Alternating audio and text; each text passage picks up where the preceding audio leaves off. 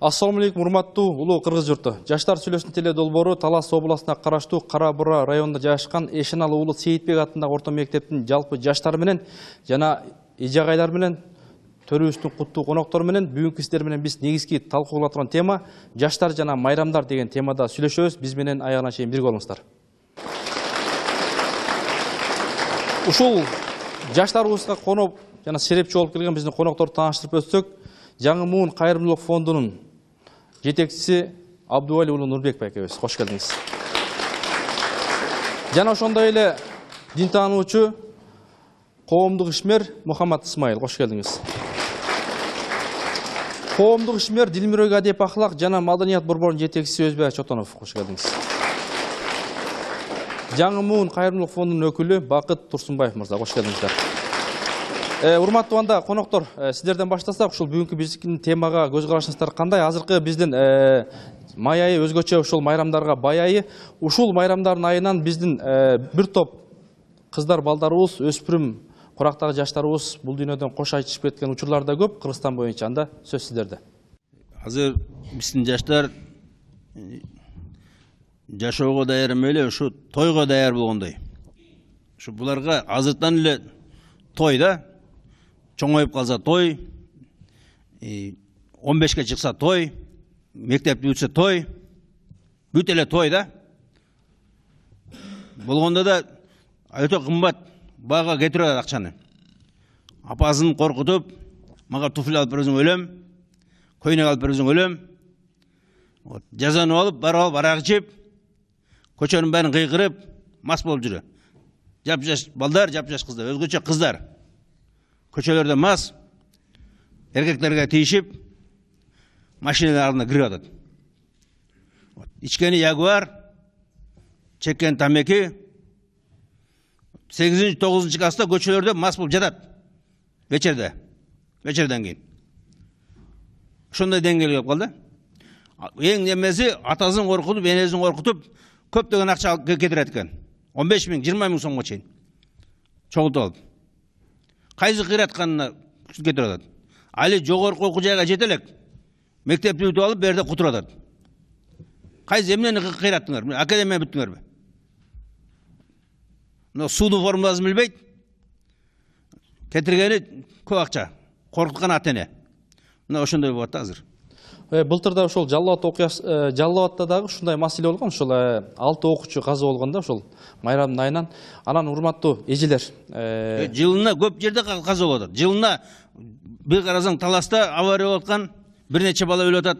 Бир карасаң өлө чүйдө ичип алып, мас болуп, аталарынын машинасын алып алып, ичине балдар толтуруп, кыйкырып жүрө. Анан ар жерден өлүп атат. Али эч нерсе кыла элек, бир пайда келе элек ата-энесине. Зыяндан башка. Мына башталат да ошондон. Анан бул да бир экинчи жагы бар, ошол тыйын эки бети бар дегенде, кээ бир ата-энелер ушуга өзү көмөк көрсөтөт да. Эми балам, кызым бүтүп атсам эмне кылалы депчи. Ушул туурабы же туура эмеспи, урматтуу эжагайлардын оюн уксак, жаштар. Эми баягы силер бир жылда бир жолу бүтөсүңөр да. Анан ушул нерсени угуш керекпи же майрамдаган жакшыраакпы, кандай? Оюңарды айтсаңар. Балким жанагы кеңешип кескен бармак оорубайт дейт. Силердин да оюңар бардыр. Азыркы мен сиздин оюңузга кошула албайм да, толук кандуу. Бүгүнкү күндө жаштарды деле мындай жаман жолго баргыла жол болсо, жаштар силер ушул жолдон чектен чыгып кеттиңер деген ойдон алыс элем. Анткени азыркы чөйрө, азыркы коом, азыркы мезгил биз батышты туурап ушул жерден көп кемчиликтерди кетирип атабыз да. Баягы өзүбүздүн улуттук тилибизди, улуттук формабызды, улуттук бир каада салттарыбызды жоготуп, батышты туурап, жана ажекем айткандай көп терс көрүнүштөрдү көрүнүп атат. Бирок бардык эле жаштар ошондой эле терс жакта деп ойлойм. Мисалы азыркы учурда айыл жериндеги жаштар андай деңгээлге жете элек. Мисалы өтө эле майрамдап, өтө эле шарактап, өтө эле ичип жеп, ата-энесин кыйнаган чөйрөдөн алыс эле болушубуз керек. Эми бул башка чөйрөдө болбосо да, башка коомдо болбосо. Балдар вечер өткүп атабы? Ден рождениелер өткүп атабы? Мисалы мектеп чөйрөсүндө арак ичип, кой союшуп, ушундай деген, мына бакаянда ушундай деген кабар угуп атабыз биз. Жок, кабарын уксаңыз, балким ал туура эмес маалыматтыр, бирок мектеп ичинде андай, айыл ичинде андай маалыматтан алыспыз биз. Мектептен чыгат, үйүнөн барып жасайт ушуну. Ошо окуучу балдар аралаш ичинде. Жок, бул өтө эле жаңылыштык иш болуш керек. Сизге туура эмес маалымат жеткен болуш керек. Мына мен мугалиммин. Ушул жерде 30 жылдан бери иштеп атам. Кудай сактасын, Алла сактасын. Андай ата-энесин кыйнап, үйүн кыйнап, мен туулган күнүмө өткүзөт элем, анан мага мондай парадный көйнөк сатып бер деген окуучуларыбыз жок болуш керек. Балким өздөрү айтар аны. Анан азыркы мезгилине учуруна жараша жанагындай прощальный деген болот. Анан эми кийсе жанагындай фарфыраган көйнөктөрдү кийеттир да бир күнгө. Аны өтө эле ошого макулсузбу? Мен ага макул деле эмесмин. Жок, ошол мен макул деле эмесмин ал ойго. Ошон үчүн ата-энесин азыл өлгөндөр бар. Кымбат көйнөк алып бересиң деп, азыл өлгөндөр алып бербей койдуң деп. Эми ал жеңил ойлук. Кыска ойлук, жеңил ойлуулук. Маселе чыгып атат да, илгери ушул ата-энелер, эже-агайлар баягы форма фартук менен эле бүтчү да, туурабы? Форма фартук, жакшынакай костюм менен эле бүтчү да. Анан азыр силер серепчилер айтып аткан маселе ошол айрымдарда акча бар, айрымдарда жок. Анан кийин атаандашып, кур намыс болуп, балким жаны кыйылгандар да учурлар бар. Анда жаштардын ойнусак. Ушул ойго силер кошуласыңарбы, кошулбайсыңарбы? Кандай чач жасатып, жанагындай эми бир майрам болсо, туура элеби же болбосо жакшынакай эле ушул форма фартук менен бүтсө болобу? Саламатсыздар, мындай байке, бул жерде сиз аябай эле жаңылышып кетип турсуз. Айыл жер кезинде андай боло элек го дейм. Андай нерселер көбүнчө шаарда болот да. Бизде ана ичип жегип, мисалы, көчөгө жатып калган жерлер боло элек. Андай нерсени мисалы шаардагылар мисалы клубтарга отуруп ошолорду өткөзүп жатса керек да. Мектеп бүткөндөр берден машина менен ары бери айдайбы? Башына айдайт анан көчөгө ичип кыйкырып өкүрүп болот андай. Анан ичип чегип жатып калгандар болбойт го дейм анда. Ошо кыйкырып өкүргөн туурабы же туура эмеспи? Ал туура эмес, эми анан туура эмес деп ойлойм мен оюмча. Анан көбүнчө нерсе мисалы ошо кыйкыргандар эмне себептен кыйкырышат? Бүтүп атабыз деп же кандай? Же арман ошо сүйүнүп атты, 11 бүтүп атам, окуушулук күндөр өттү, бүттү деп атты. Ошо сүйүнүп кыйкырса болобу? Ура деп баягы желектерди көтөрүп алып, белден чыгарып алып. Сүйүнүп кыйкырып машиналардын алдына чейин кирип атты. Мына өткөндө мен көрдүм, кичинекей кыздар бул жеринде выпуск деп жүрөт, машиналарды аралап жүрөт, кыздар, мас. Элдер машиналар качып жүрөт ошолордон. Ошо эң чоң себеп эмне болот да? Мисалы деген мектеп окуучуларына деген ата-эне менен ортосунда отурган мамилени мектепте психолог деген болуш керек да. Ошо түшүнбөй атат да. Ошон үчүн ар кандай жолдор түшүнбөй барыш мүмкүн. Ким түшүнбөй атат? Окуучулар да. Мисалы түшүнгүсү келбейби? Түшүнгүсү келет, просто ошондой маалымат жетпей атат да. Мектепте жана психолог деген нерсе жок да. Мисалы башка мамлекеттерде ата-эне менен окуучунун ортосунда болгон мамилелерди түшүндүрүп бериш керек. Мисалы мына ичип алып туруп мушташ болуп атат. Ичип алып зордуктоо болуп атат. Ичип алып авариялар болуп атат. 10-чы класс бүткөндө 11-чи класста. Болот атпайбы бизде? Толтура Кыргызстанда. Бир эле берде айткан жок, бүт жерде болот ушундай. Силер кожоюн болуп атасыңар, кожоюндук кылатсыңар. Кээде азыр ушул маселе болуп калды, ошо баласына атасы баласына баягы акыл айтыш керек го. Кээде ушул баласы атасына кожоюн болуп калган учурларды көрүп атабыз да, Нурбек байке. Кызы энесине кожоюн болуп калган учур Жалал Абадта кандай акыбал сиздерде? Сөз сизден да. Албетте жаштар азыр карап отурсаң пайдасыз майрамдарды көрүп атабыз. Мына Валентин сүйүү күнү же болсо мына 20 жакындап келе жатат. Мына балдардын акыркы коңгуроо күндү 25 майда болгон окуя мына Жалал Абадта. Түрк лицейи, кыздар түрк лицейинден 2 кыз чыгып кетип, балдар менен кошуп түнү аварияга барып бир талды бир теректи барып сүздү. Ошол жерден баардыгы каза болду. Анан эртең менен кабар берип атат ата-энесине. Ата-энеси билбейт, уктап жатат. Кызыңар ушундай каза болду деп. Келип алып кеткиле дейт. Эми ушундай көрүнүштөр көп да бизде жаштарда. Майрам деп элдер баардыгы жалкоолукка болуп кеткенде, майрамдын себебинен ушундай жаштарыбыз бузулуп баратат. Ажеке айтып кетти, жаштарды көрүп атабыз. Баягы сиздер да айтып кеттиңиздер, машинадан өйдө чыгып алып кыйкырышып. Азыр жаштар мектепте окуган балдар чогулуп алып, акча чогултуп алып, ата-энелердин акчаларын алып туруп, машиналарды жалдап алып, кортеж кылып алып жүрүшөт. Жол бербейт. Кыйкырышат, өздөрү айтып кетти, кыйкырат. Эми кыйкырган каяктан чыгат алар? Кыйкыруу дегенде бир ичип алышат. Же болсо чегип алышат. Шаардык балдар бар ушундай. Ичип алып, чегип алып кыйкырышат. Ошондой жат көрүнүштөр өтө көбөйүп кетти бизде. Ушул нерсе менен биз күрөшүшүбүз керек. Ушул маселеде Бакый атада болгон былтыр. Ошол майрамда ушул баягы атасынан маштасын сураган кыз киши болгон. Анан сураганда бербей койгондо азынтып өлгөн да. Таласта болгон окуя да. Ошондуктан урматтуу жаштар, айтсаңар, балким мынакей азыр баягы өзү укол ачуу болот да. Анан табияты жакшы го. Анан балким баягы биз орун жашырсаң өлүм ашкер болот дейт. Биз мында Кыргызстан деңгээлинде сүйлөшсөк да, мынакей өкүлдөр турат. Жалал Абадта деле ушундай окуя болуп өткөн. Жалал Абадта бир бай киши 2000ден ашык кою бар экен. Ошон кыздар, окуучу кыздар тиги кызына айтыптыр да. сен атаң ушундай бай бир кой союп бербейби дептир. Вечеринкада отурушта. Анын кызы барып атасына айткан экен, атасы көп келжиребе, отургун деген да. Сага эмес башкаларга жок деп. Анан кызы баягы намыстан барып астын өлүп алган. Атасы отурушта майрамда кой союп бербеди деп. Эми ошондой баягы сиз айткандай жамандыкты жашырсаң өлүм ашкере болот дегендей. Жаштар ойнуга ал. Биринчиден адамдын өзүнөн болот, ал эми чыкпайды эле койсо болот, чыкса деле болот да, негиз коом күнөөлүү болуп калат да, негиз ар бир адам өзүнөн болсо, жакшы эриктүү болсо сактап койсо болот да. 23 майдан чыгыптын кереги деле жок анткени. Эми бешенең жасканын көрөсүң, айтат да, алат бешенең жасканын баарын көрөсүң, ушул жакта ушундай болот. Ошого каршы мисалы үчүн ажалга адам баласын жас коет да, мисалы үчүн таш кулап барып ошого башыңа тийип өлүп калса ошол жерден сен ошондой ажалың жалып турат, ошого тийип шериктүү болот да, андан. Чыкпайды эле койсо болот да, антчи эми. Анан кактагы эми ал меме жактан башка жак батыштын мемелерин турап калганбыз да биз негиз. Сен чыкпайсыңбы? Чыкпайды эле койсом болот, мен өзүмө чыкпай алмайм. Ушул кайры. Бир бүтүп атсаң эми чыкпайсыңбы? Мен чыкпайды эле койм, өзүмө кызам. Сөз Негиз айтып коет да, чын айтып атапчы, адам болуу күн сайын адам болуу кыйын депчи, негизи адам болуп жашаш керек да. Атың ким? Урмат.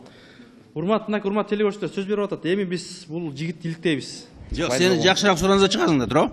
Чыкпайды эле кунна. Досторуң. Ал өзүңөн эле да. Өзүнүн адамынан зависть этет да ал негизи. Досуң айтсачы, сен чыкпасаң мен азын бөлүп алам, Урмат десем, эмне аласың? Мен чыкпагам, ал мен үчүн неге азын өрөсүң деп мен суроо берем да кайра. Сен жакшы көрөм, чогуу майрамдап келели, азын бөлөм десечи. Чыкпагам мен. Ар бир адамдын өзүнөн да, сиз айтып атпайсызбы? Ар бир адам өзүнөн эле да. Эркең карма чыкпай койсо болот да. Бир күндүк майрам өтүп кетет да. Балким кыйкырып барат, жөлүп калса эмне болот дерден? Жөнүнө ажалың ошо жерде өлүп каласың ошол жерден. Жөнүнө кетесиң. Бир майрам үчүн чыгам, кыйкырам деп. Аны чыкпайды эле койсот, ар бир адамдын өзүнөн да. Баракелде. Сиздер айтып атасыздар да, мисалы дегенде бир көйнөк үчүн же болбосо бир отуруш үчүн же болбосо кандайдыр бир майрамга жибербей койгон үчүн эле өзүнүн жанын кыйып жатканын. Мына ушул боюнча мен өзүм оюмду айткым келет. Биринчиден бир күндүк майрамдын кумарын ойлобостон өзүңөрдүн келечегиңерди ойлогула демекчимин. Ал эми экинчиден ата энесин укпай кетип калып аткандарга дагы айтмакчымын. Ата энеңер бизден караганда көптү жашаган, көптү билет. Ата энеңердин сөзүн уксаңар эч качан жаман болбойсуңар. Дагы айтарым, ушул бир көйнөктүн артынан, бир тойдун артынан же бир отуруштун артынан өзүңөрдүн жаныңарды кыйып, чоң күнөөгө батпагыла демекчимин. Бизде Жалал Абадта болгон окуялар, ушундай окуялар аябай көп болуп атат. Башка областтарда да болуп атат деп угуп атабыз. Аябай өкүнүчтүү бул нерсе. Анткени бизде бир айылда бир жакшы жанагындай айылдын алдыңкы үй бүлөлөрдөн болгон бир үй бүлөдө ушундай бир окуя болду. Баласын жана бишкекке чейин окутушкан, анан 11-класс ошо айылдан бүтсүн деп ошо айылга алып барып ата энеси жанында алып жүргөндө баласы бир күнү үйүнө кеч келди. Жакында болгон окуя, кеч келди эле, сен эмне үчүн кеч келдиң деп кичине жанагы тарбияга чакырып, анан эртеси дагы ушундай вечеринка деп коет экен го азыркы. Вечеринкага барганда эртеси дагы бир вечеринка болот экен. Эртеси эле дагы мен ошого барып келгенде ата энеси тыюу салган, эртең менен турса сарайына кирип жана асын болгон да. Иликтесе ошол вечеринкага жөнөтпөй койгон үчүн эле эмне кылат, өзүнүн жанын кыйып атат да. Вот мен ойлойм бул ошол эмне пайда, эмне зыян экенин биз даже айырмай албай калдык да. Анан мода деген бир бале чыкты дагы. Ошол мода деп жана 25 майда же болбосо башка эмелерде жанагындай бизде азыр лимузин деген машиналар келип калган. Ошол лимузиндерди жалдап алып, бир адам же эки бала. Ошол 25 майда шаарда жанагынтип баштарын сыртка чыгарып алып бакырып жанагындай айтып кеткендей. Ошондой окуялар аябай көп болуп атат да. Ошон үчүн бул нерседен аябай этият болушубуз керек да. Бирок урматтуу окуучулар, урматтуу коноктор, мен мана окуучулардын кээ бирлеринин оюга кошулбайм да. Себеби майрамда өткөрүшүбүз керек да, балдар. Кошулабызбы? Эгерде майрамдай кылбасак анда биздин жаштыгыбыз каякта калат? Жашта ойноп алыш керек. Жаштыкта кийинип алышыбыз керек да. Бирок өзүнүн мыйзамы менен да. Эгер менин оюма кошулбайм дегендер болсо айтыңыздар. Азыр эми жаштардын оюну уксак анда. Мен бул байкенин айткан сөзүнө кошулат элем. Азыркы жаштар бул 21-кылымда азыр деген бүттүгү демократия өзүнүн ата энелери бул 18 жашты белгилегенге бияк тыюу салганы менен ал балдар үчүн 18 жашты бергенге мындай коркушат да, бала мындай болуп калбасын деп, жаман жолго баруудан коркушат. Ал эми гулянкага чыгып жанентип кыйкыргандар деле туура эмес деп ойлойм мен. Анан жанентип вечеринкага баргандар ал мындай болот да, болот азыр барыш керек, бирок чеги менен да ата-энелердин сөзүн угуп, мисалы бизде ата-энелер чеги арасы кандай болот? Чеги арасы мындай эми ичимдик ичпей, аны мындай мүчөсү менен эле мусулманский өткөрүп алат да. Халал да? Халал кылып өткөзсө деле болот. Анан ата-энелер ошол бир эле жеринен коркот да, балам ушуну өткөрүп бербей койсом, жаман жолго барып, мисалы азын өлүп аргандай болот деп айтышып атпайбы азыр. Мен бул байкенин айтканына кошулат элем. Болот, бирок чеги менен ата-энелердин сөзүн угуп, ата-энелер деле билет да мындай. Ал жерден жигит талаш мушташып кетсеңер эмне болот? Жок, азыр ушундай мода экен го, кыздар илгери жигиттер кыз талашчу да, азыр кыздар жигит талашат экен. Жок, талашпайт эле. Айыл жергесинде андайларды мен кезиктире элекмин. Кыз өзү билет да өзүнүн жолдорунчу мындай. Балдар талашкан көрө элекмин мен. Жакшы, анда балдар ойногон. 18 жашта айта турган болсок, ошол биз азыр мен 11 класстымда өзүмчү. Бирок 11 класс көп эле жолу отурдук, 18 жашка. Аны жаап жашырганда деле эч пайда жок, бүт жерде эле өтүлөт. Аны эч кандай ичимдик, андай тамеки эч андай колдонулбайт тууган күндөрдө. Жашынакай тозу эле отуруп. Жашынакай эле. Канчада келип, канчада кетип каласыңар? Анысы эми ар кандай болот. Чакырганына жарашып болот, ар кандай болуп калат да. Шартка карайсың. Жарашып болуп калат, ар кандай болуп. Ар бир адам. Жамгыр жаап, күн суук, кышта кечирээк кетсеңер керек же, кандай эртерекпи? Жок, күн суук болсо эми шартка караша эртерээк кетебиз да. Жамгыр жаап неметсе. Үй жылы болсо олтура берсеңер. Ооба. Суук болсо эртерээк кетесиңер. Ушундай урматтуу телекөрүүчүлөр, сиздер Эшеналы уулу Сейитбек атындагы орто мектептин жаштардын үнүн угуп жатасыздар. Сиздер менен биз талкуу кылып жаткан тема жаштар жана майрамдар деген темада сүйлөшүп жатабыз. Биз менен аягына чейин бирге болуңуздар. Сен 18 жашыңды классташтарың менен эмес, ата-энең менен бирге отурсаң жакшы болбойбу? Болот да. Ар бир адамдын ою ар кандай дейм. Суроо болуп атат ушул. Сен досторуң менен эле отурбай эле ата-энең менен эле туулган күндө тозуп олтуруп, мындай болсо болобу? Кызыктуубу же кандай? Андай тосо деле болот, анан кээ бирлер эми классташтарын чакырып атат да, ошо ар кандай болуп атат да. Жарма гүл, бозо гүлдөр тарынат да, Ооба, ошондой болуп калып атат. Сага ата-энең көбүрөөк күйөбү же классташтарың көбүрөөк күйөбү? Ата-эне күйөт да, классташтарың ар кандай болуп калат. Ата-энең эң көбүрөөк күйөт да негизичи. Ошол ата-энең менен отурбайсыңбы дейм да, классташтарыңдан көрө. Негизи ошо ата-эне менен эле отурган жакшы анан. Сен төрөлгөндө классташтарың оңдоп турган эмес да? Туура. Азыркы учурда адамдын төрөлгөнү да арак, өлгөнү да арак, кайгырганы да арак, кубанганы да арак болуп калды да. Ошондой эле азыр улууларды көрүп, кичүүлөр дагы ошондой эле отуруштарга барып, арактарды ичип, ошондой улууларды көрүп алып, ошондой жолго барып атышат. Райкан Шукурбековдун тамсилинде жакшы нерсе бар, Жинди суу деген арак жөнүндө. Ит каппайт сени адам деп. Ал бунун мааниси аракты ичип алгандан кийин сен адам эмессиң да, адам кейпинен чыгып, адамдын айбаны болуп каласың. Ошондо айтып атат, сен адам эмессиң, сени адам ит дагы каппайт депчи. Мен оюм ушул нерсе да, ушундай бир кандайдыр иттер менен классташ болуп калат экен да. Ошондой эле болуп калат да. Бая түшүндүрүп берсек. Бул тамсил Райкан Шукурбековдуку, Жинди суу деген. Жинди суу бул адамдардын арак ичип алып, кандайдыр бир бул арак деген жакшы жолго апарбарын адамдардан кандайдыр бар эже ага туугандардын арасынан чыгып бир жаман жолго алып барарын дана жакшы көргөзгөн да бул тамсилде. Мен суроом. Мисалы азыр сен классташтарың 11 класстар азыр заказ бердиби көйнөктөргө? Жок. Эч ким көйнөк заказ бербейт? Жок, азырынча ойлоно элекпиз. Мисалы мына 20 миң, 25 миң кетет дейт мына выпускной вечерге. 20 миң, 25 миң. Ал выпускной жөнүндө көп ойлоно элекпиз. Биз азыркы учурда жаңы ортого тестке дайынданып, өзүбүздүн билимибиз менен эле жүрөбүз. Жакшы. Алмас мырза, Ысык көлдө кандай жагыңыз? Бизде негизи айтсак, өзүм нарындык болгондуктан баягы Караколдо эмектенебиз. Ошол нарында бир окуя болгон да, ошол Ат-Баш областында, Ат-Баш районунда ушундай бир окуя болгон. Балдар ошол бүтүрүүчү кечесинде барышып, анан авария болуп кайтып болушкан да. Анан бул жерде мен айта турган, бул жерде балдарга айта турган нерсем да.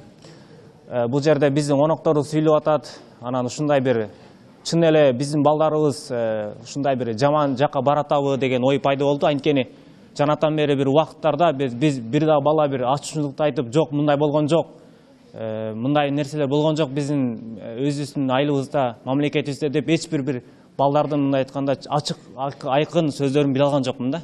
Бул өтө өкүнүчтүү нерсе деп ойлойм да. Ана балдар силер мындай айтканда балдарга айрылып айтат элем да. Ушул кандай чын эле ушундай болуп атабы силерде мындай айтканда? Мен аябай өкүнүп атам да, мындай жок, мындай эмес деп, мындай ажекелер айтып атышат, ушундай болуп атат десе, силер мындай ошо болуп аткан сыяктуу болуп отурасыңар да, баарыңар тып-тынч болуп, мойнуңарга алып, жаштар жакшы болсо мамлекет оңолот дейт. Кана жаштар бир сүйлөйлү, мындай айтканда, балким биздин аталарыбыз деле, байкелерибиз деле ушундай болгондур. Булар деле жаш кезекте майрамдашты. Биз деле өзүбүздүн оюбузду билдирели да. Азыр жаштар эгерде жакшы боло турган болсок, мамлекет өнүгөт, Кыргызстан өнүгөт, дүйнө жүзү өнүгөт да. Жаштар сүйлөсүн. Саламатсыздарбы? Биз бул айтылып аткан сөздөрдүн кошулабыз. Сиздер анткени бизге туура жол көрсөтүп атыңыздар. Бизде жашырган эмне ачыгын эле айтабыз. 18 жаштар мындай тууган күндөр болуп атат, бирок бардык нерсе чеги менен гана болот. Биздин мисалы үчүн бизден 2-3 жолу болгондо мындай андай ичимдик ичип көчөдө жатып, алкоголдук эч качан колдонгон эмеспиз, колдонбойбуз да деп айта алабыз. Эже агайлар барабы ошол туулган күнүңөргө же барбы? Өзүңөрдө? Эже агайлардан бир-эки эже барат, анан үй бүлөсү менен, ата энеси менен гана олтурабыз. Ал жерде мындай эч качан жаман нерселер гана болбойт. Жөн гана мындай эч качан ичимдик, алкоголдук колдонгон эмес, колдонбойбуз дагы. Анан биз айтып атырык, бүтүрүүчү кечелеринде ар бир балага 25 миң, 30 миң деген кетет деген. Бул мүмкүн эмес болуш керек. Бир бала канча кетет эми? 25-не акча деле кетпейт. Мындай эл катары эле. Эл катары болгон канча миң? 2 миң сом болсо болот. 2 миң сом эмне кыласың? Эми ошолго керектүү нерсе, выпускникке керектүү нерселерди сүрөткө ошол болбосо андай ашыкча акчанын бизге кереги деле жок да. Атинең айтса да ошол эми ошол 25-inde маштан айдабай эле кой, үйгө калтыр десе макулсуңбу ошого? 25-inde мектеп окуучуларынан эч ким маштасын айдап чыкпайт дагы, анткени ал жерден документ жок, ошондуктан эч ким айдабайт деле болуш керек. Сен өзүң? Мен айдабайм. Жакшы. Саламатсыздар, урматтуу жүргүзүүчүлөр. Мен ошол сиздерге айта турган сөздөрүм бар эле да, бул жерде туура ойлор да бизге каршы ойлор да келип атат да. Жантан бери эле биздей бул жакта жаштарды күнөөлөп койсоларга, ошол 25-май выпускник күнөргө бул азыркы эле жаштар ойлоп чыккан жок да, мурдагы сиздердин убагыңыздарда кишилер да ойлоп чыккан да. Буну азыр эле сиздер келип ушуну айтып токтотуп коюш мүмкүн эмес да. Буну жогору жактан мыйзамдар чыгарып, мындай токтотсо болот акырындык менен деген ойду айтайын дегем да. Биздин убакта машина жок болчу, эшектерди минеп кыйкырмак белебиз. Ошол сиздин убагыңызда жок болсо, мындай сизден ылдыйраак 20-жылдын адамдарын болгондо сразу эле келип ушул азыркы бизге келип эле шылтоо койгон бул деле туура эмес деп. Туулган күн болчу эле мындай. Кандай болчу? Москвичтердин башын чыгарып алып кыйкырып жок болгонбуз андай. Азыр күндөн күнгө жаштар өзүнчө эле кожоюн да. Ошо чоң ойдум, болду, мага эч ким керек жоксуң. Сен ата-эне сага киши эмес, мугалим сага киши эмес. Өз билгениңерди кыласыңар. Көчөнүн баары мас, мушташ, банда на банду, өзгөчө кыздар, топ менен топ мушташып атат. Жана берде айтып атат, кыздар мушташпайт деп. Мына 7-класс түптүн кыздарын бири-бирин тепкилешкен бүт компьютер толуп турат интернетте. Кантип жок мына. Орусча сөгүнүп атат. 7-класстын кыздары орусча сөгүнүп атат. Орустун алкаштарындай болуп сөгүнүп атат. 7-класстар. Жок, сиз айылда жок дейсиң. Мына айылда болот. Сиз ошол окуялардычы борборубуз Бишкек шаарынан көрүпсүз, биздин Бакыяндан андайды көрбөйсүзбү? Түптө ошондой болду. Түп районда азыр интернетте бүт бери чыкты. Сер болсо жок дейсиң айылда. Айылда ошондой атпайбы? Негизи бул байкелердин айтып атканы туура деп эсептейм да менчи. Себеби баары эле бул ачуу чындык. Чындап келгенде канча деген адамдар уже каза болуп, көп жаман нерселер болуп атат.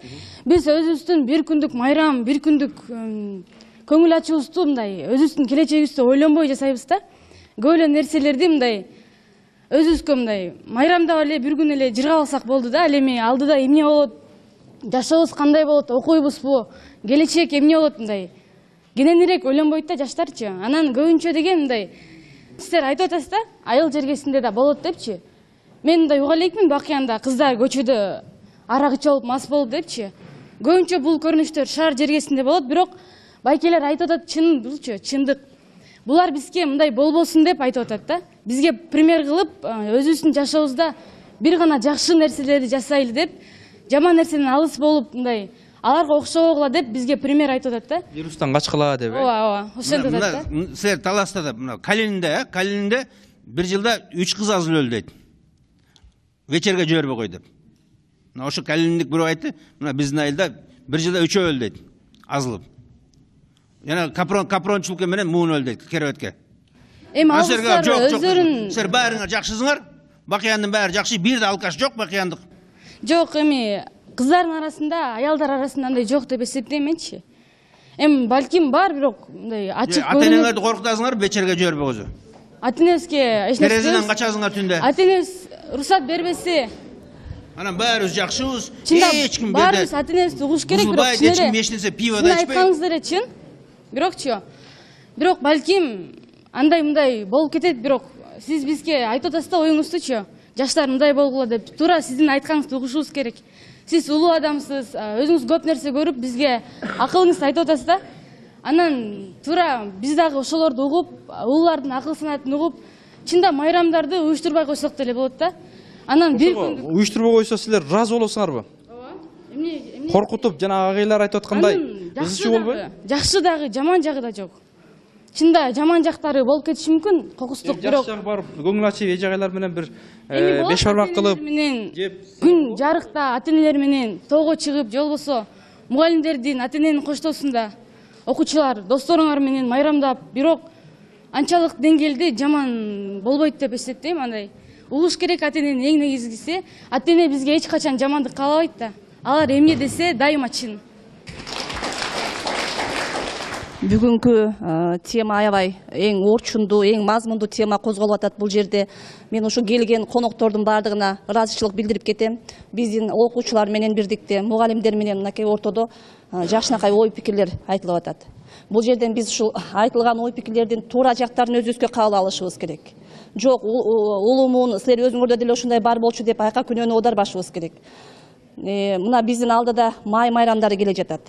Бизди кооптонтуп, ойлонтуп аткан нерсе мектепте мына ушулда. Себеп дегенде буга чейин деле болуп жүргөн. 1 май келди, 5 май келди, майрам күндөрү туш келген эле машинаны жалдап алып, окуучуларыбыз тиги тоого, анан бияка Манастын күмбөзү дагы 5 таш деп чыгып жүрүшкөн да. Биз чыны менен ушулар кайра келгенге чейин жүрөгүбүздү колубузга уштап, ушулар аман эсен келсе экен деп ошо ойлонуп отурабыз да, балдарга кырсыкка учурабаса экен деп. Бирок биз мынакей кечээден бери ушул уюштуруу иштерин, ата-энелер менен бирдикте сүйлөшүү иштерин жүргүзүп, ар бир ата-эне менен ушул майрам күндөрү чыгарбагыла балдарды, уруксат бербегиле. Окуу жылы аяктап жатканда бардык ошо окуучуларды мектеп боюнча атайын маршруттук лист түзүп, бир күнү атайын ушундай экскурсияга чыгабыз деп сүйлөшүү жүргүзүп атабыз да. Анан мына ошо ата-энелердин оюн балдар дагы угуп, урматтап, андай ишке барбайт деп ойлойбуз. Ата-энелер буларга бардык шартты түзүп берип атышат. Отурушка акча десе акча таап берип атат. Мал союп бер десе мал союп берип күтүп аткан ата-энелер бар. Видик жалдап, Ямаха менен түнү менен өткөрүп аткан отуруштар да болуп келген. Ата-эне эмне үчүн көзкор болуп атат балдарга? Мына билесиздер, Талас жергесинде биз ноя менен эмгектенип калдык. Биздин төө бурчак менен. Жалаң биздин оокатыбыздын, жашообуздун бардыгы мына ошол каражатыбыз ушудан келип калды да. Мына ошол талаага чыны менен мынагы бой жетип калган, биз мына кетмен кармап калган балдар, кыздарыбыздын бардыгы тең талаага иштешет чыны менен. Үй бүлөсү менен. Жайы менен иштешет жайкы каникулда. Мына ошол үй бүлөлүк бюджеттин келип түшкөн акчанын да бул балдардын салымы аябай чоң. Ата-эне балага ошо көз каранды болуп калып атат да. Ошон үчүн булар жанагы кожоюн болуп атканы да ушундан ата-энеге. Анткени мен жайы менен иштедим го. Акча таап атам. Акча таап атам. Муногул келген төө бурчактын дагы менин тиешем бар ушунда дегендей бир үстөмдүк ата-энеге ошондой болуп атат да.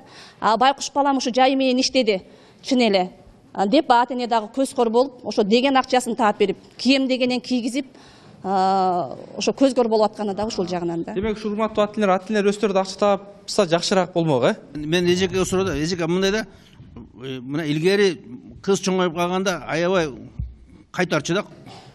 Уят болуп калбайын деп турабы? Азыр биз болсо бүт баары мына чоңойгондо 17-18-те булар чоңоюп калды да. Анан кийин жигиттерге кошуп жүрөт да, бар да кечке чейин тоодо жүрүп кел деп. Ушул туурабы эми? Биздин салтыбызга келеби? Туура айтасыз, мурдакы убакта кыздарга өзгөчө талим тарбия берип, кызга 40 үйдөн тыюу деп мынакей даже кыздар деген көчөдө ээн эркин басуудан жада калса үйүнүн четинде эле тиги көчөдө тургандан ийменчү. Улуулар келатканда, башкалар келатканда кымырылып, кымтылып Эмне эже? Азыр эми өтө чектен чыгып кетти деп айтпайм. Бизде айыл жергесинде жаштарыбыз ыймандуу эле, өтө шаар жергесинде эмес. Ыймандуу эле деп айтсам болот. Бирок баары бир баягы жанагы интернеттин, жанагы эле видеолордун, ушундайлардын таасири баары бир тиет экен жаштарга. Азыркы замандын таасири, мына батышта туруп атабыз деп айтып атышат. Эжеге мына тоого барып, булар 2-ден 3-тен кетип атат. Ар кимиз ар жака. Эмне кылат бул? Экөө 3-тен болот. Балким жанагы илгери отун терип келчү эле. Отун олжо сугурдук, отун албай не болдук деп. Мен оюмча балдар ата-энелерин үстөмдүк кылып, мен кылдым, мен тигинтим деген оюм. Мисалы дегенде биз айтып атабыз, мен нояга чыктым, мен буну жыйнадым, менин үлүшүм бар деп. Мен оюмча бул туура эмес, анткени ата-энебиз бизден караганда көп кылды, алар бизди 9 ай көтөрдү. Ошол ноя чапканга чейинки ошол деңгээлге да биз ата-энебиз жеткирип атат да, туурабы? Менимче биз ата-энебизге эч качан үстөмдүк кылбашыбыз керек. Ата-энеге баш ийгенден эч качан тартынбашыбыз керек, эч качан уялбашыбыз керек. Ал эми кыргызда жакшы сөз бар эмеспи? Сен таза болсоң, мен таза болсом, коом да таза болот деген. Жана дагы ар бир адам өзүнө так жана сактанып, өзүнө жоопкерчиликтүү болуш керек деп ойлойм. Болгону ошол. Ысырапкорчулук боюнча Кыргызстанда 3,5 миллиарддан ашык акча кетет экен жылына. Бу дагы болсо чоң бир жоготуу. Орусиядан, Казакстандан, ошол төбүр жактан иштеп табабыздан анан кийин бир күндө же бир саатта чачып коюп, андан кийин аягын таппай, аркасы өлүм менен учурагандагы убакыттар, өмүрлөр кетип атат. Анда жаштардын оюн угабыз. Айтып атсыздар, 7 класстын кыздары арак ичип жолдо жатыр деп. Бул бизде боло элек, мен 7 класстардын арак болбой эле койсун, болбой эле койсун. Биз арак ичмекти отуруш тууган күн дегендерди биле элекпиз. Сиз айтып эле коелу, туура билбей эле коелу. Сиздер айтып атсыздар, ушинтип гулянкага жибербей кой же отурушка жибербей кой деп 7 класстардын же 11 класстын кыздары азын өлүп атыр деп. Бакыянда биз мен андайларды көрө элекмин. Ошондой эле сиздер аябай 7 класстарды басылап өтүп атасыздар. Ошондой эле 7 класстар сиздер сөгүнүп мушташты дегендерди айтып атасыздар. Бул 7-8 класстар эч качан урушпайт. Ошондой эле булар өздөрүнө тыккан жана ыймандуу болуп алып жүрөт. Ошондой эле бул Бакыяндын кыздары эч качан урушуп жана арак ичип көрө элек болчу.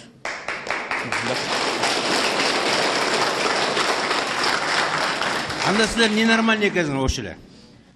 Бүт Кыргызстанда болады, сіздерде еш нәрсе болбойт.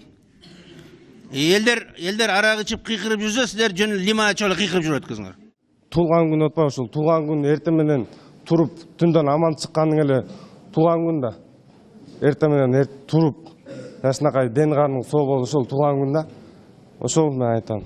Жакшы, ушундай бүгүнкү жаштар эртең келечекти ушул жаштар оңдойт буюрса. Баракелде. Кыргыздын келечеги. Мен айтар элем да, эртеден бери эле бул жерде сөздүн баары эле келип кыздарга такалып атат да.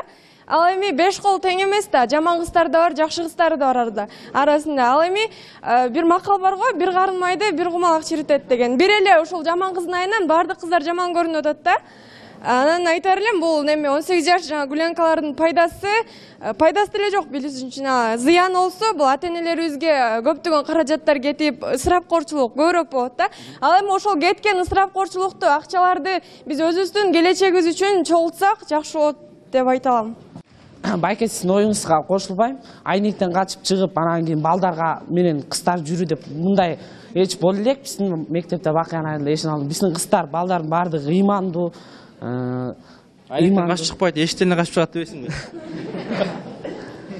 Андай эч качан болгон эмес. Кыздар алып өздөрүнө да өзүнө ой жүгүртүш керек да. Мен ушинтип кылып атырым, деп ата-энелерине каршы чыгып атырым деп. Ал келечегин ойлош керек да. Келечекте ой максат, мен ушу кесиптин ээси болсом экен деп ой жүгүртүп мемен кылыш керек да.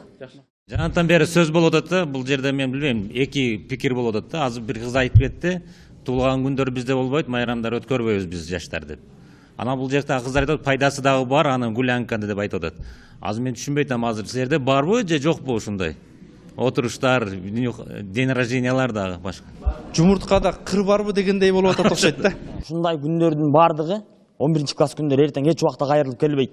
Ушул жерде отурган мугалимдер, ушул классташтарым эртең бирөө менен көрүшөсүздөр, экинчисин көрө албайсыздар. 11 классты кандай өткүзүш керек? Ынтымакта, биримдикте, мектептин ичинде өткүзүш керек. Эртең 10 жылга чейин, 20 жылга чейин ушул мектептин босогосун аттабаган классташтар болосуңар. Андыктан мектеп үчүн жан жүрөш керек. Мектеп үчүн бериш керек. Бүгүн коом мага эмне кылды эмес, мен коомго эмне кылдым. Мектеп мага эмне кылды эмес, мен мектепке эмне кылдым. Мугалим мага эмне берди эмес, мен мугалимге эмне бердим деген нерсени ойлонуш керек. Ошонун негизинде ойлонгон киши эч убакта эч жерде кор болбойт. Маселен, ким мектеп деп, ким мекен деп, ким эл, жер деп жүргөн болсо, ал эч жерде кор болбойт. Ушунун бардыгын көрүп аткан бүгүн Бишкекте биздин Талас жаштар уюму ушунчалык бир биримдик иштеп аткандары бар. Мунун бардыгы менен үлгү алсаңыздар болот. Андыктан 11 класстар сапарыңыздар байсалдуу болсун. Эч жерден мүдүрүлбөңүздөр. Туяктар түкүлдөп, жердин үстүн жаңын чий бериңиздер. Рахмат. Силерде прощальный болобу? Мектеп бүткөндө акыр коңгуроо. Силер согушка кетип жатасыңар бири-бириңе кайрылашып. Кайра көрүшпөйсүңөр ушуну менен. Мен ушу жалпы окуучулардын эн атасы келбегендиктен мен как эне ушуларга бир алдына эне катары сүйлөп кетсемби деген бир оюм болуп атат. Мына жанатан бери сиздер айтып атасыздар, ушинтип арак ичкилик деп, ушундай отуруш деп. Биринчи башчы тарбия бериш мына өзүбүздөн. Аксакалдары чоңдор ичип жүргөндө жаштар кайка барат. Балдар кайка барат. Биринчи өзүбүздү тыйышыбыз керек. Өзүбүз ушу балдарга жол көрсөтүшүбүз керек. Мынаки кээ бири турмушта жакшы жашап атат, кээ бири начар жашап атат. Мына биздин Талас областында азыр жалаң бурчак болуп калды. Илгери убакта тамеки теги бу деп бул турмуш жетиштүү турмуш болчу. Азыр мынаки иштесең, табасың, иштебесең жок. Эң начар жашаган адамдар болуп атат. Ошону көргөн балдар, ошону көргөн тарбия алган балдар бизден болуп атат. Биз өзүбүздү түздөйлү биринчи. Өзгөрөбүздөн, өзгөрүш керек. Мынаки аксакалдар ичип көчөдө жатат. Ата энелер мынаки тырышып буларды басып экен деп атат. Биринчи аталар, башчы балдарга тарбия берген. Өзүбүз тоңдойлу. Көчөдө жаткандарды өзүбүз аракка токтотолу. Анан кийин барып балдарыбыз, бизди көргөн балдар, анан балдар тарбияга түшөт. Илгери убакта биздин аталарыбыз ишчи эмес, ошолор менен кошулуп иштечүбүз. Ишкендер аз болчу. Азыр бир шак бассаңыз көчөдө жатып атат. Бир шак бассаңыз көчөдө томолонуп атат. Анан келиптир окуучу тарбияларга айтабыз. Нарын жергесинде жүргөндө ушундай апаларыбыз бир 50 айылда арак ичкендер көбөйүп кетиптир. Жашы да, карысы да, башкасы да ысырап андан көп. Анан ошол 50 апа чогулуп туруп кечки саат шамдан чыгып түнү менен келтек айырларын алып туруп сабайт экен алдына ким чыкса эле. Ошентип 50 апа эле айылды оңдоп койгон да. Анан буюрса мынакей ушундай биздин апаларыбыздын буюрса берекелүү сөздөрүнөн кийин биздин айылды оңолот деген ойдобуз. Мен ушул жерде отурган окуучуларды жана ысырапкорчулукка барбай тургандыгына чакырат элем да. Атанын сөзү акылдын көзү деген илгертен айтылган сөз бар балдар. Жанагы ашыкча ыгым-чыгымды эч убакта болтурбаш керек. Ошол кетип аткан ыгым-чыгымды башка нерсеге жумшасак болот да, үй бүлөлүк бюджетке жумшасак болот. Анан жанагы кыдырып аткан окуучулардын кыдырып атканында да туура эмес деп ойлойм мен, кошулбайм ага.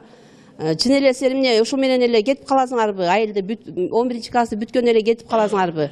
Андан көрөкчү ошол кетип аткан ыгым-чыгымды баардыгын жакшы нерселерге жумшап, өзгөр эсте кала турган бир күндөрдү өткөрүп, өзүңөргө бир керектүү буюмдарды алсаңар болот деп ойлойм да. Азыр коом өзгөргөн сайын биздин убакта мисалы интернет деген жок болчу, сотка деген жок болчу. Биз ошол аталарыбыз алып берген кийимди кийип, аталарыбыз берген насааттарды угуп эле түз жолдо бир формада жүрчүк. Азыр эми мынакей интернет деген чыкты. Коомду күнөөлөш керек балдар. Ар ким баягы жеңил ойлуулукка алдырбаш керек да. Өзүңөрдү жет өлчөп биргес деген макал бар. Ошону не жумуш кылардын алдында бардыгын ойлонуп туруп, ошону чечиш керек. Урматтуу окуучуларым, коноктордун дагы, ага эжекелердин дагы, апалардын дагы жашынакай ой тилектерин уктуңар. Эми силер өзүңөрдү ушул жакшы нерселерин өзүңөргө кабыл алып, жакшы жаманды ылгап, мындай жолго барайын, жакшы болоюн, мындай ысырапкорчулуктун зыян экен бул. Андан көрө ошого кеткен каражатты ата-энемди бекер эле кыйнабай, мына жазгы талаа жумуштары башталып калды. Жаздын бир күнү биздин ушу кышкы оокатыбыз да 1 жылдык, туурабы? Мына ошол жумуштар башталып калды дегендей. Анан жөн эле ата-энелерди кыйнабай, ыгым-чыгымга алып келбей, ошого кеткен каражатты мына бүтүрүүчү класстар эртеңки келечектеги окууңарга жумшасаңар болот. Мен ойлойм, жаштар азыр акылдуу депчи. Жаштар акылдуу, себеби жаштар азыр насаатты чоңдорго берип баштаган. Ошон үчүн албетте жаштар биздин келечегибиз, келечегибизди мамлекетти түзүүчү жаштар. Албетте ушул жерде отурганда келечекте депутаттар, келечекте министрлер, иншалла ушундай жолдон кайтпаңыздар. Ушундай биз бүгүнкү тема боюнча майрамдарды, бизге керексиз майрамдарды, бизге пайдасыз майрамдарды жок кылып, баягы ысырапкорчулукта тыйып, алдыга карай түзүрөлү иншалла. Мына силер жаштар азыркы турган ушул жашооңар өмүрдүн эрте жазы. Мына ушул эрте жазда жакшы көчөттөрдү, жакшы эгинди, будайбы, башка нерсени эгип калган болсо, анын күзүндө түшүмүнө алгандай, силер азырдан биздин баягыдан бери айтып жаткан нерсе жакшы тарбия алсаңар, жакшы адеп ахлакты, жакшы илимди, жакшы кесипке эге болгон болсоңор, өмүрүңөрдүн акырында жакшы сый урматка эге болосуңар. Мен азыркы балдардын айтканына жана биз каршыбыз, мындай нерселер жок дегенине сүйүнүп, ушул нерсени мен сиздерге ишенип, ошол Жалал Абадка барганда ушундай бакыян деген айыл бар экен деп сөзсүз айтабыз. Анткени ал жакта мындай көрүнүштөр аз, терс көрүнүштөр аябай көп. Ошон үчүн мен сиздердин сөздөрүңө ишенип, ошол нерсени жеткизебиз, бирок сиздер да ошол берген сөзүңүздөргө турасыңар деп ойлойм. Келечекте мамлекетке, элибизге, жерибизге пайда алып келе турган, зыян эмес, кызмат кыла турган жаштардан болушуңуздарды каалап кетем. Рахмат. Көрүңөр, силер чындык сүйлөбөдүңөр. Элдердин баары ойлоп калды. Бу жерде чоң кишилердин баары арак ичет, жаштардын баары эч ким ичпейт деп. Вот.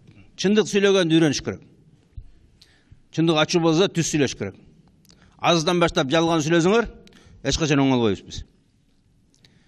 Силер келип айтасыз, ичпейбиз деп. Шаарда каяктан жүргөн жүздөгөн, миңдеген алкаштар.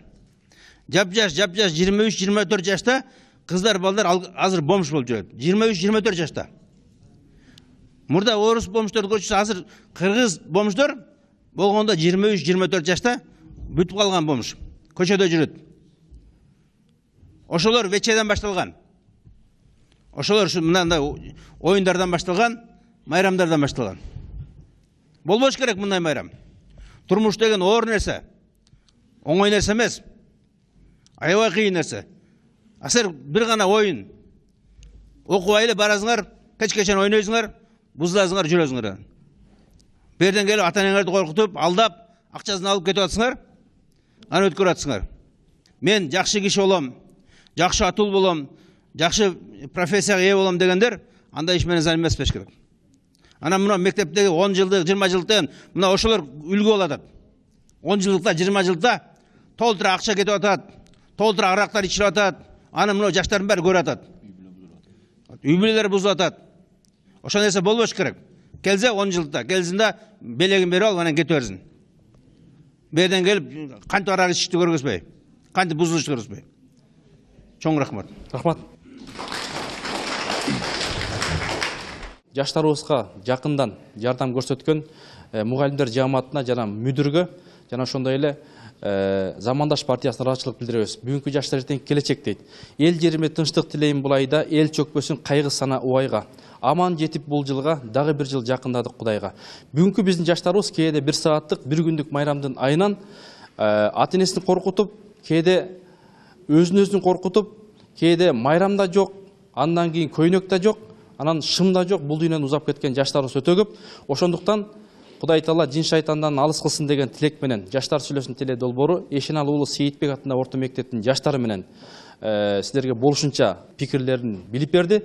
Тагдырдын табышмактуу тар жолунда таалайын издеп тапкан жан болгула. Байсалдуу сапар буйруп улуу күчтө баарыңар эсен аман бар болгула. Кийинки ободон амандашканча ассаламу алейкум.